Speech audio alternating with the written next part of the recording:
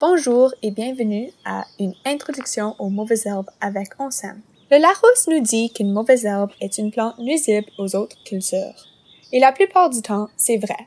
Cela dit, une herbe que l'on considère mauvaise peut parfois bénéficier à nos cultures, bien qu'elle soit tout de même considérée indésirable pour des raisons esthétiques. Il y a beaucoup de mauvaises herbes qui sont très utiles dans le jardin ou dans l'herboristerie, mais que l'on l'enlève quand même puisqu'elles sont nuisibles à nos cultures désirées.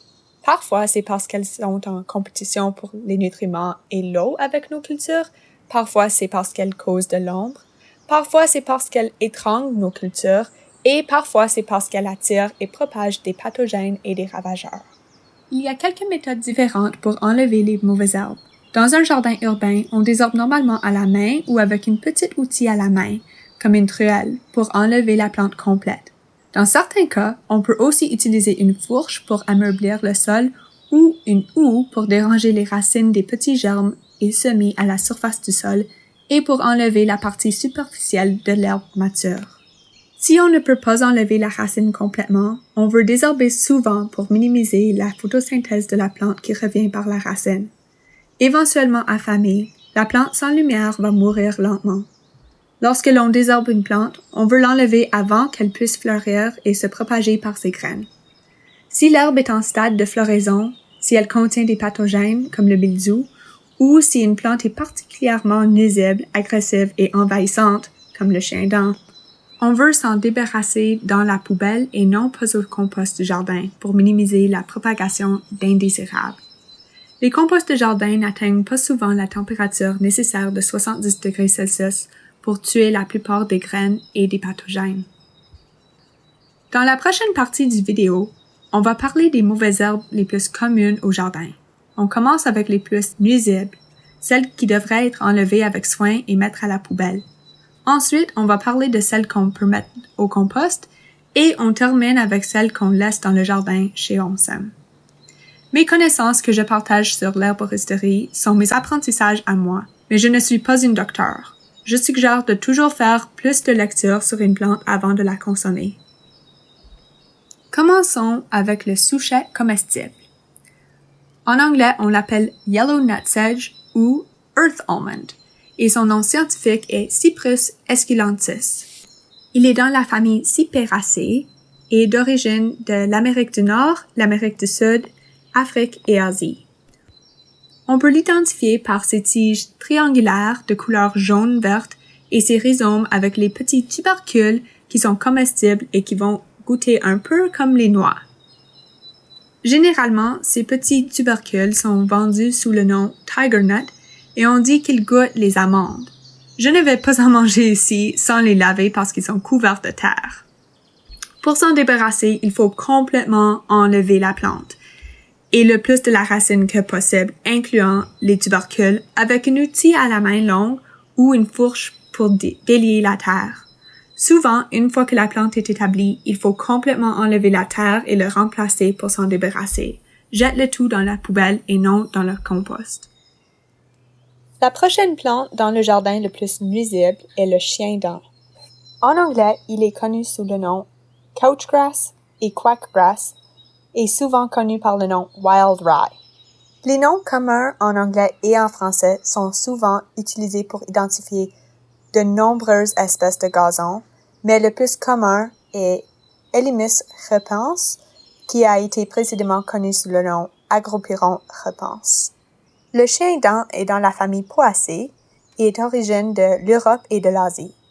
On peut l'identifier par le rhizome dont il se propage, et les ligules des feuilles sont à peu près 1 mm avec des oreillettes qui sont croisées en avant. Ils ont l'air un peu comme des petits griffes. On dit qu'on peut utiliser le chien-dent en tisane contre les infections urinaires et comme traitement contre les vers. Il est souvent consommé par les chiens et les chats pour les effets apaisants. Pour s'en débarrasser, il faut enlever la plante complète et le plus de la racine que possible en traçant dans la terre le plus loin que possible. On peut utiliser un outil à la main longue ou une fourche pour délier la terre, mais faire attention de ne pas couper la racine et laisser des morceaux dans la terre, puisque chaque morceau de racine reviendra en forme de nouvelle plante. Souvent, une fois que la plante est établie, il faut complètement enlever la terre et la remplacer pour s'en débarrasser. Jette le tout dans la poubelle et non dans le compost. On peut aussi couvrir la terre avec une plastique noire pendant l'été en espérant de brûler la plante et les racines en dessous du soleil et de l'éliminer avec une manque de photosynthèse. Souvent, ça prend quelques années consécutives de couverture. Notre prochaine plante nuisible est l'herbe à poux. Elle peut être connue par ses feuilles larges avec des marges doucement lobées et crénelées. C'est facile à confondre avec la tanésie, mais comme tu peux voir, les feuilles sont un peu différentes. Voici la tanésie. La grande herbe à poux a 3 lobes distincts et ressemble à un trident. La plante est parfois utilisée en tisane pour réduire la fièvre et pour soulager l'estomac. Pour s'en débarrasser, il faut enlever la plante complète, incluant la racine, avec un outil à main longue ou une fourche pour délier la terre. Mettre le tout au compost sauve les graines et les fleurs. Voici la veste jargot, aussi connue sous le nom vetch en anglais. Le génus de la plante est Vitia et il y a beaucoup d'espèces encore une fois. Celui qu'on connaît le plus souvent dans le jardin est probablement le Vitia craccia. Elle est dans la famille Fabaceae. Originaire de l'Europe et l'Asie, on peut l'identifier par ses feuilles pennées composées, les fleurs violettes et les vrilles qui peuvent rapidement étrangler les cultures. On dit que les feuilles peuvent être utilisées en tisane pour encourager l'allaitement. Pour s'en débarrasser, il faut enlever la plupart de la plante fréquemment à la main. Comme la plupart des plantes dans la famille Fabaceae, les racines sont en symbiose avec les bactéries fixatrices d'azote. La lierre terrestre est connue sous le nom Creeping Charlie en anglais et a le nom scientifique Glechoma hederacea. Elle est dans la famille Lamiaceae. Originaire de l'Europe et de l'Asie, on peut l'identifier comme une rampante qui a des petites feuilles douces avec des marges crénelées et des tiges carrées. Elle a aussi une odeur parfumée. Moi, je ne l'aime vraiment pas. On peut l'utiliser en tisane contre les maladies pulmonaires et pour promouvoir la digestion. Pour s'en débarrasser, enlevez la plante fréquemment à la main et placez au compost. Voici l'oxalide. Elle est connue sous le nom Oxalis ou wood sorrel en anglais et a le nom scientifique Oxalis stricta. Elle est dans la famille Oxalidaceae et est d'origine de l'Amérique du Nord et l'Asie. On peut l'identifier par ses feuilles en 3 parties distinctes avec des fleurs jaunes avec 5 pétales. Ne pas confondre avec le medicago, qui a aussi une fleur jaune mais plus ronde. Lorsque j'habitais au Japon, on le mangeait comme légume dans les salades, mais faut le consommer en modération. La plante contient de l'acide oxalique qui cause une saveur surette délicieuse, mais qui ne doit pas être consommée en trop grande quantité. Pour s'en débarrasser, enlève la plante complète et le mettre au compost. C'est une plante que l'on peut facilement enlever à la main ou, s'il y en a beaucoup, avec une houe. Ici, on a la renouée persicaire, connue sous le nom Lady's Thumb ou Red Shank en anglais. Le genus Persicaria a beaucoup d'espèces, mais ici on a le Persicaria maculosa, dans la famille Polygonaceae. Elle est d'origine de l'Europe et de l'Asie, et on peut l'identifier par ses feuilles longues et ovales, avec la marque noire ou brune distincte. La feuille est attachée à une tige anguleuse et les deux peuvent être consommés comme un légume ou dans un tisane contre les maux de ventre.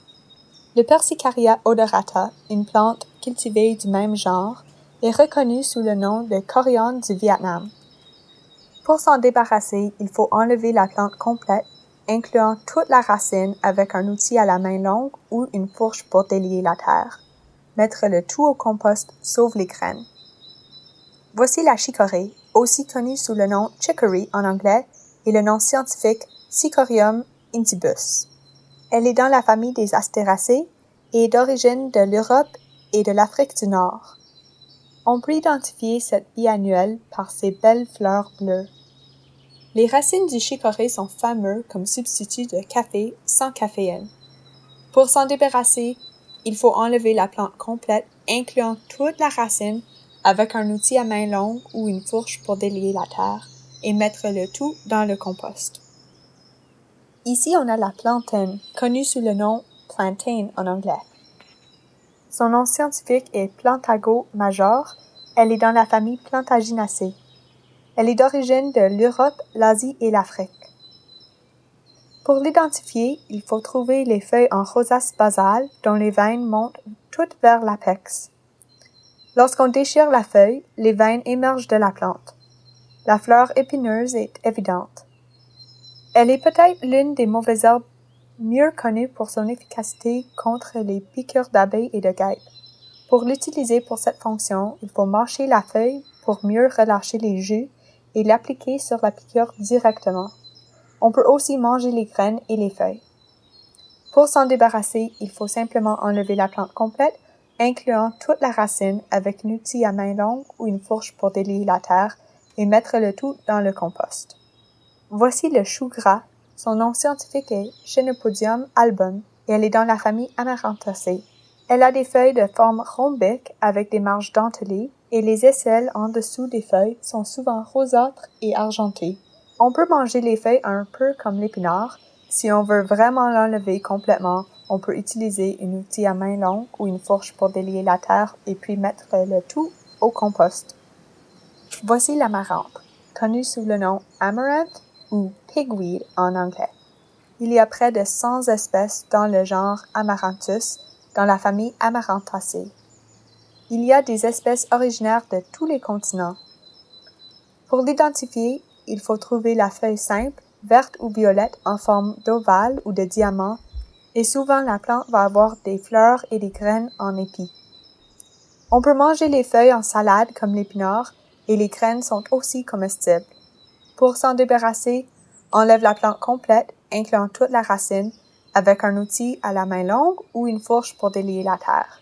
Mettre le tout au compost sauf les graines. Ici, on a la molène, connue sous le nom en anglais mullein. Son nom scientifique est Verbascum thapsus, dans la famille Scrophulariaceae. Elle est d'origine de l'Europe. Les feuilles de cette biannuelle sont toujours tomenteuses et très douces, et elles sont en rosace basale la première année, avec une tige haute couverte de fleurs jaunes la deuxième année. Les feuilles sont très populaires en tisane contre les problèmes de poumons, mais il faut faire attention pour utiliser un filtre très fin, puisque les petits poils peuvent causer une irritation. On dit qu'en fumant les feuilles sèches, on peut aider avec les symptômes et les rhumes de l'asthme, mais moi je ne l'ai jamais essayé. Pour s'en débarrasser, il faut enlever la plante complète, incluant toute la racine, et on peut utiliser un outil à main longue ou une fourche pour délier la terre et le mettre dans le compost. On peut aussi laisser la plante pour attirer les insectes désirables et pour cueillir les feuilles. Voici la belle carotte sauvage, connue sous le nom en anglais Queen Anne's Lace. Elle est dans la famille Apiaceae et est originaire de l'Europe. On peut identifier la plante biannuelle dans la première année par la rosace basale qui a l'air des feuilles de carotte et qui sent vraiment les feuilles de carotte, et on peut l'identifier dans la deuxième année par les fleurs blanches en ombelle, parfois avec une petite tache noire au centre. Il est important de ne pas confondre cette plante avec la pruche d'eau. Les veines des feuilles de la pruche mènent aux V de la dentelure, pendant que les veines des carottes mènent aux pointes des dentelures des feuilles. Les racines de la carotte sauvage sont utilisées en tisane pour combattre des affections de reins et de vessie, et les graines ont été recommandées et consommées comme abortifs. Les fleurs attirent des insectes désirables et sont de bons habitats pour les guêpes parasitoïdes, donc souvent on les laisse pousser à côté des jardins. Si on veut vraiment s'en débarrasser, enlève la plante complète, incluant toute la racine, avec un outil à main longue ou une fourche pour délier la terre et mettre le tout dans le compost. Ici, on a le trèfle rouge. Elle a le nom scientifique Trifolium pratens et est dans la famille Fabaceae. Le trèfle a 3, parfois 4 ou 5 feuilles en rosette et des fleurs en boule rose. C'est important de ne pas confondre avec le Trifolium repens qui a des fleurs blanches. Moi, j'utilise souvent la fleur en tisane contre le rhume et contre les allergies saisonnières. Si on veut vraiment s'en débarrasser, enlève la plante complète et place dans le compost après avoir récolté les fleurs. Sinon, on peut utiliser une houe et laisser les plantes sur la surface de la terre après avoir perturbé les racines. Dans le jardin, on sème, on les laisse car elles sont bien connues comme fixatrices de nitrogène et attirent les abeilles. Dans le jardin, on trouve souvent le pourpier, aussi connu sous le nom purslane en anglais. Son nom scientifique est Portulaca oleracea et elle est dans la famille Portulacaceae. Elle est d'origine de l'Afrique. Le pourpier a des feuilles succulentes avec des fleurs jaunes. La plupart des gens considèrent la plante comme une mauvaise herbe, mais ici on l'utilise comme une paillie vivante et comme une plante potagère. Voici les deux types, le doré et le vert. On peut le manger comme une légume et elle est très bon dans les salades. Si on veut vraiment s'en débarrasser, il faut enlever la plante entière et placer dans le compost si on ne le consomme pas. S'il y a des graines, on peut les semer dans une location désirable pour le paillis vert, sinon se débarrasse des graines dans la poubelle. Notre dernière plante est l'ortie. Son nom scientifique est Urtica dioica et elle est dans la famille Urticaceae. Les feuilles de l'ortie ont des marges dentelées et sont en paires opposées sur les tiges. Les feuilles et les tiges sont couvertes de petites poils qui piquent et causent une sensation de brûlure pour une douzaine d'heures. Les fleurs pendent en brins denses du haut de la plante. Dans l'industrie d'agriculture, l'ortie est considérée une mauvaise herbe. Mais parmi les herboristes et la plupart des agriculteurs biologiques, cette plante est considérée l'une des plus désirables pour ses multiples bienfaits. Les feuilles sont utilisées en tisane contre des centaines de maladies, avec les plus bien connues étant la rhumatoïde et les allergies. La plante est considérée haut en de multiples nutriments et donc on peut aussi faire une tisane pour arroser les plantes et ainsi l'utiliser comme un engrais bio. On peut aussi tout simplement consommer la feuille cuite comme une légume puisque la chaleur annule l'effet urticaire de la plante. Si on veut vraiment s'en débarrasser, faut bien s'assurer de mettre les gants avant d'enlever la plante complète pour ne pas se faire piquer. Mets la plante dans le compost pour au moins bénéficier un peu de ses nombreux nutriments. Généralement, les mauvaises herbes sont enlevées à la main dans les jardins pour éviter de déranger les racines de nos plantes cultivées. Cela dit, si les mauvaises herbes sont très jeunes, et il y en a beaucoup, on peut facilement utiliser une houe pour gentiment secouer la terre et déranger la racine.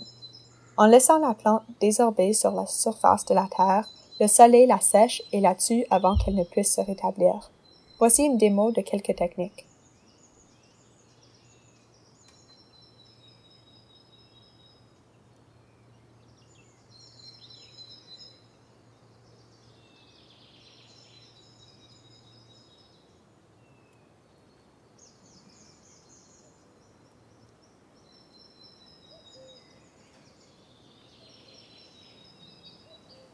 Maintenant que vous connaissez les plantes les plus nuisibles autant que leur utilité, vous pouvez utiliser votre propre discrétion dans le jardin. Bon désherbage!